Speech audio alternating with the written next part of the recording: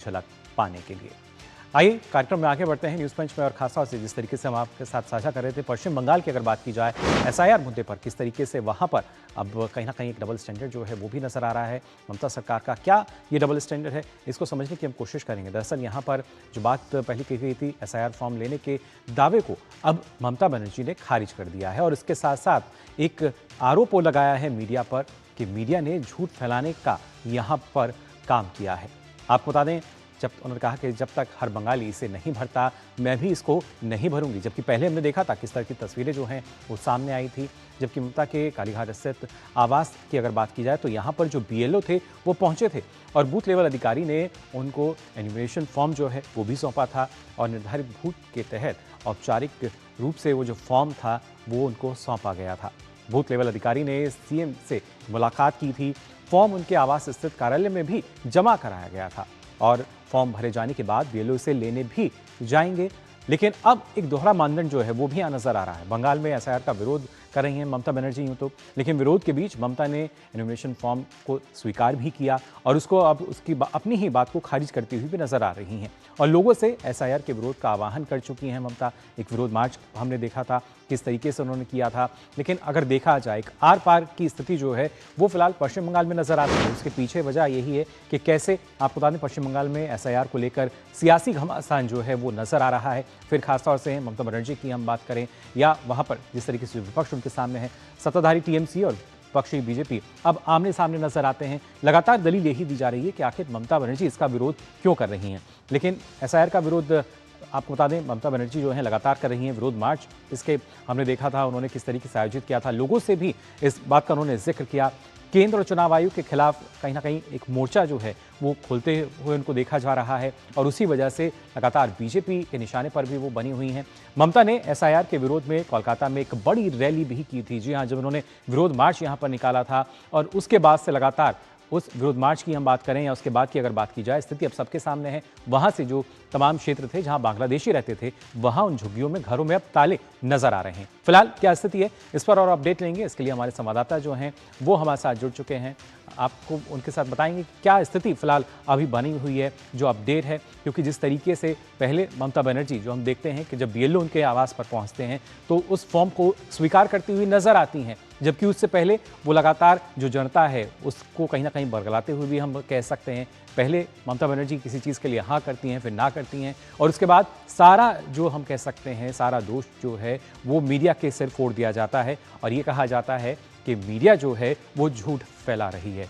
फिलहाल और किस तरह की तस्वीरें हम अगर आपको दिखाएं, क्या कुछ तस्वीरें वहाँ नज़र आ रही हैं वो उनको अगर आप देखें एक बार दोबारा, कई ऐसी झुग्गियाँ जहाँ पर जो ताला है वो लग चुका है। आप देख सकते हैं कैसे सामान जो है वो जा रहा है, और इनके अलावा भरमार है सोशल मीडिया की अगर बात की जाए, इस तरह की वीडियो हैं जिसमें बड़ी संख्या में, काफ़ी संख्या में जो बांग्लादेशी हैं उनको देखा जा सकता है। और इन्हीं के बाद कई सवाल अब यहाँ सीधे तौर पर खड़े होते हैं। सवाल यही, क्या वाकई ममता बनर्जी जो हैं वो नहीं चाहती कि एसआईआर की शुरुआत वहाँ पर हो, और क्या वाकई इतनी बड़ी संख्या में जो घुसपैठिए हैं, जो हम कह सकते हैं जो बांग्लादेशी हैं, जो अवैध रूप से रह रहे हैं, उन पर आखिर अभी तक कार्रवाई क्यों नहीं की गई? क्या वही ममता बनर्जी का एक वोट बैंक था जिसके जाने से, जिसके भागने से कहीं ना कहीं विरोध मार्च जो है वो निकाला गया, बड़ी रैली की गई, और उसके बाद एक दोहरा मापदंड ममता बनर्जी का यहाँ नजर आता है।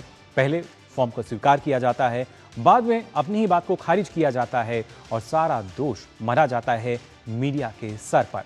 ये कहा जाता है कि इस तरह की जो झूठी खबरें हैं वो फैलाई जा रही हैं। लेकिन एसआईआर को लेकर शुरुआत से ही हमने देखा है कि किस तरीके से ममता बनर्जी जिनके विरोध के सुर नजर आए थे। फिलहाल क्या और अपडेट है इसकी जानकारी हम लेंगे, हमारे संवाददाता सौरभ दत्ता हमारे साथ जुड़ चुके हैं। सौरभ से जानेंगे क्या स्थिति बनी हुई है, और इस तरह की तमाम जो वीडियो लगातार सामने आ रहे हैं क्या उनकी सच्चाई नजर आती है, क्योंकि कई ऐसे इलाके, कई ऐसे क्षेत्र जहां पर ताले जो हैं जड़े हुए हम देख रहे हैं। सौरभ, क्या स्थिति फिलहाल आप देख पा रहे हैं, और खासतौर से ममता बनर्जी का एक जो डबल स्टैंडर्ड यहाँ दिखता है, पहले फॉर्म स्वीकार कर लिया जाता है लेकिन बाद में अपनी ही बात को खारिज करती हैं।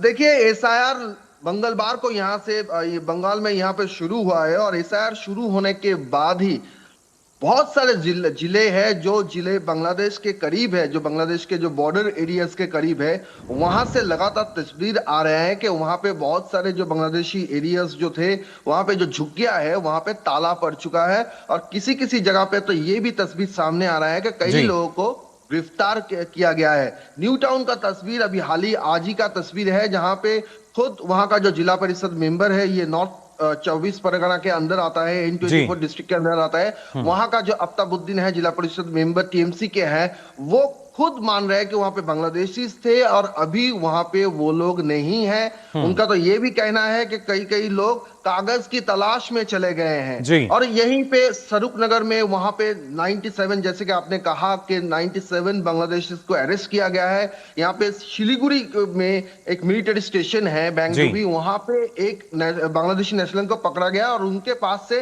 भारतीय आधार कार्ड, पैन कार्ड, ये सब बरामद हुआ। तो ये तस्वीर एक तरह से है तो जहां पे दिखाया जा रहा है कि बांग्लादेशी जो नेशनल्स है, जो यहाँ पे रह रहे हैं एसआईआर शुरू होने के बाद, वो भाग रहे हैं। और दूसरी पहलू में है रूलिंग पार्टी का स्टेटमेंट, सीएम ममता बनर्जी का स्टेटमेंट, जहां पे वो लगातार एसआईआर का विरोध कर रहे हैं। और ऐसा स्थिति है कि वो बाहर तो खुली तौर से ये कह रहे हैं कि एसआईआर का विरोध में वो बोल रही है, लेकिन उनके पार्टी के जो सांसद है, उनके पार्टी के जो मिनिस्टर्स हैं, वो एसआईआर फॉर्म एक्सेप्ट कर रहे हैं। तो वे लोग जा रहे हैं उनके पास से, वो एक्सेप्ट कर रहे हैं। यहां तक कि खुद सीएम ममता बनर्जी ने भी एसआईआर फॉर्म एक्सेप्ट किया, ऐसा बीएलओ की तरफ से कहा गया। फिर उसके बाद तुरंत 24 घंटे के बाद उनके तरफ से, ममता बनर्जी की तरफ से जो रिजॉइंडर आया, जो उन्होंने क्लैरिफाई किया, उन्होंने कहीं ऐसा कुछ नहीं कहा कि उन्होंने फॉर्म नहीं लिया। उनका जो पोस्ट है उसमें कहा है कि जब